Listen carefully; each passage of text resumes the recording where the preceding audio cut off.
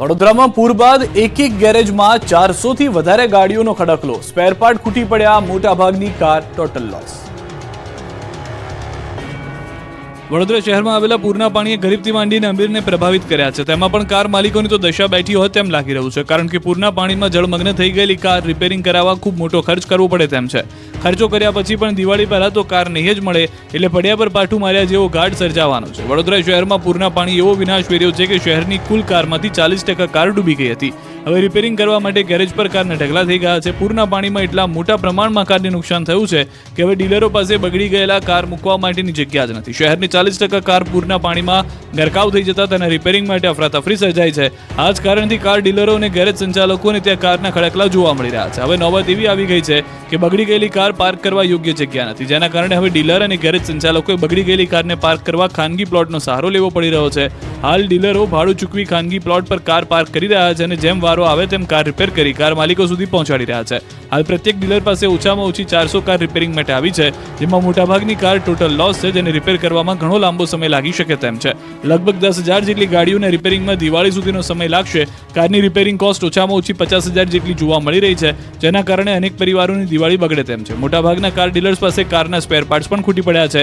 અનેક કારના પાર્ટ્સ ઉપલબ્ધ નહીં હોવાથી બહારથી મંગાવવાની ફરજ પડી રહી છે. આ પાર્ટ્સ આવવામાં પણ ઘણો વિલંબ થઈ રહ્યો છે. તો બીજી તરફ આરટીઓ અધિકારી કહી રહ્યા છે કે કાર ડીલર વીમા કંપની સાથે બેઠક કરી કાર માલિકોને તકલીફ ન પડે તેની તકેદારી રાખવા સૂચના આપી છે. જલ્દી કાર રિપેર થાય, જલ્દી વીમા મંજૂર થાય તે અંગેની ટકોર કરી છે. વડોદરા પૂરના 15 દિવસ બાદ સ્થાનિક ભાજપના નેતાઓ જાગ્યા, કામ કર્યાના ગુણગાન ગાયા. વડોદરાની વિશ્વામિત્રી નદીના પાણીએ પથારી ફેરવ્યાને 15 દિવસ થઈ ગયા છે. રાજ્ય સરકારે રાહત પેકેજ જાહેર કરી દીધું છે, ત્યારે 15 દિવસ બાદ વડોદરા ભાજપના નેતાઓ જાગ્યા છે. પૂર દરમિયાન કરેલા કામોના ગુણગાન ગાવાનો વારો આવ્યો છે. આ નેતાઓને એટલે સામે આવવું પડ્યું કેમ કે સ્થાનિક ભાજપના નેતાઓ વિઘ્નહર્તાના દર્શન કરવા જતા ડરી રહ્યા છે. એક પણ રાજકીય નેતા ગણેશ પંડાલમાં જવાની હિંમત કરતા નથી. વડોદરામાં પૂરથી રોષનો ભોગ ન બને, લોકોના વિરોધથી બચવા માટે ગણેશ પંડાલમાં જવાનું ટાળી રહ્યા છે. જે જાય છે તેને લીલા મોઢે જનતા પાછી કાઢી રહી છે, કેમ કે ભયાનક પૂરમાં ભાજપ શહેરીજનોને બચાવવામાં નિષ્ફળ ગયું છે. ત્યારે હવે ભાજપના નેતાઓએ પૂરમાં ભાજપે કરેલા રાહત કાર્યોની માહિતી આપી. ભાજપના નેતાઓના દાવાઓ પ્રમાણે પૂર દરમિયાન 3 દિવસમાં 40,000થી વધુ દૂધની થેલીનું વિતરણ કર્યું. લોકોને પૂરી, શાક, ડ્રાય નાસ્તો, ખીચડી આપવાનો પ્રયાસ કર્યો. 29,000થી વધુ કીટનું વિતરણ કર્યું. પણ આ લોકોને કોણ સમજાવે કે જો તમે કામ કર્યું હોત તો કામ કર્યાના ઢંઢેરા પીટવા ના પડે. જેથી એક વાત તો નક્કી છે કે સ્થાનિક ભાજપના નેતાઓએ હવે કિંમત ભોગવવા રહેવું પડશે તૈયાર. અમદાવાદ વાસીઓ અને રાજકોટના લોકોને હેલ્મેટ માથાનો બોજ લાગે છે, નહીં જ પહેરે. જોઈ લો આ દ્રશ્યો. અમદાવાદના લોકોને તમારે ગમે તેટલા દંડ ફટકારવા હોય એટલો ફટકારો, પણ કેટલાક લોકો હેલ્મેટ તો નહીં જ પહેરે. ગુજરાત હાઈકોર્ટે દ્વિચક્રી વાહન ચાલકોને ફરજિયાત હેલ્મેટ પહેરવા સૂચન કર્યું. હાઈકોર્ટની સુનાવણીમાં પણ મોટાભાગની મહિલાઓ હેલ્મેટ પહેરતી ન હોવાની રજૂઆત થઈ. ત્યારે આજે ન્યૂઝ 18 ગુજરાતીએ રિયાલિટી ચેક કર્યું. અમદાવાદ શહેરમાં લગભગ તમામ મહિલાઓ હેલ્મેટ વગર નજરે પડી. હેલ્મેટ પહેરવા મામલે સવાલ કરતા મહિલાઓએ હાસ્યાસ્પદ બહાના કર્યા. આદત નથી, ઘરેથી લેવાનું રહી ગયું, વાળમાં ભરાઈ જાય જેવા અવનવા બહાના આપ્યા. તો રાજકોટના લોકો પણ ટ્રાફિકના નિયમોનો ભંગ કરવામાં સુરાપુરા નીકળ્યા. એકલ લોકલ વાહન ચાલકો જ હેલ્મેટ પહેરેલા નજરે પડ્યા. ભાદરવી પૂનમના મેળામાં ભક્તોનું ઘોડાપૂર, જય અંબેના નાદથી ગુંજ્યા રસ્તા, 2 લાખથી વધુ લોકોએ કર્યા દર્શન.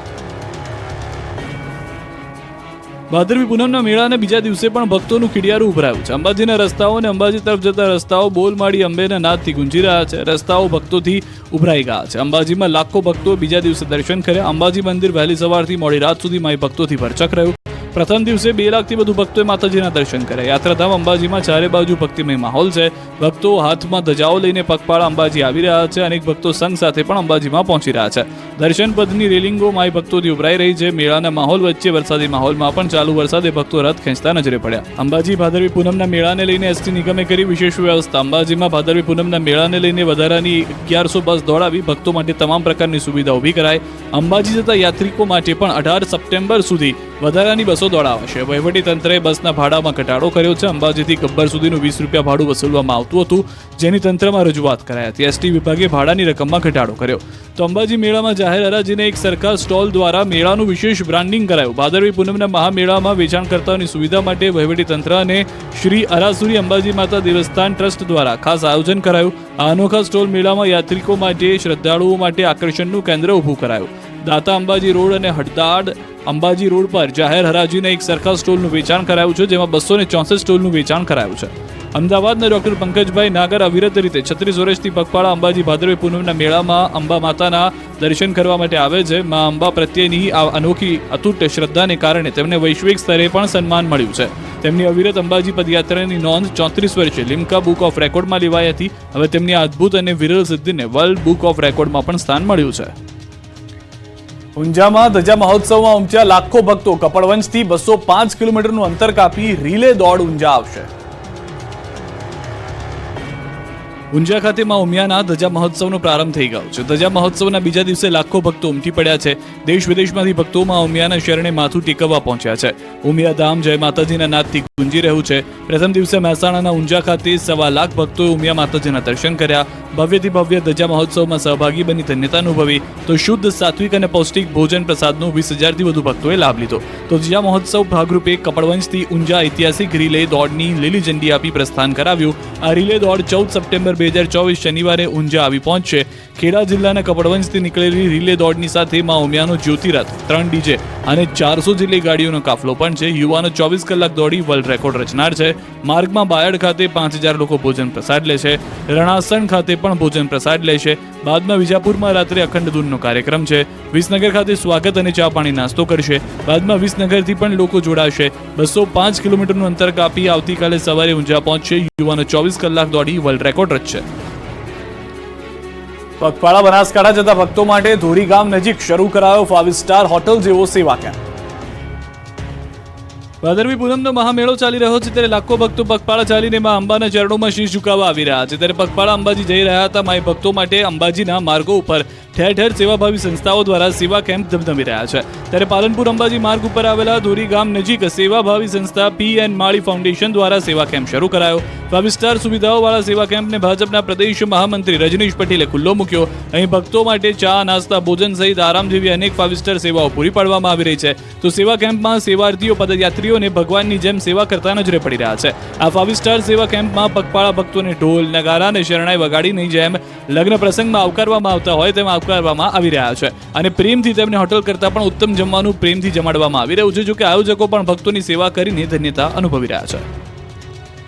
અંબાજી મેળાને લઈને જામ્યો છે ભજન, ભોજન અને ભક્તિનો ત્રિવેણી સંગમ. અંબાજી જતા પદયાત્રીઓ માટે મહિલાઓએ અનોખો સેવા યજ્ઞ હાથ ધર્યો. સાબરકાંઠા જિલ્લાના રસ્તાઓ અત્યારે જય અંબેના નાદથી અને પદયાત્રીઓથી ઉભરાઈ રહ્યા છે. ત્યારે હિંમતનગરના વક્તાપુરામાં પદયાત્રીઓની સેવા માટે મહિલા ગ્રુપ દ્વારા યાત્રિકોને ભજન સાથે ભોજન આપવામાં આવે છે. મહિલાઓએ કહ્યું કે અમે ભજન ગાઈને ભોજન આપીએ છીએ, જેથી અમને થાક પણ લાગતો નથી અને અનોખી સેવા પણ કરી રહ્યા છીએ. તો આ જ ગામમાં હનુમાનજી મંદિરે 2007થી એક કેમ્પ ચાલે છે, જ્યાં રહેવાની, માલિશ અને જમવા સહિતની સેવાઓ અપાય છે. આ અનોખા કેમ્પમાં દૂધપાક, પાઉંભાજી, પુલાવ, મીઠાઈ સાથે જમવાનું, દૂધ જલેબી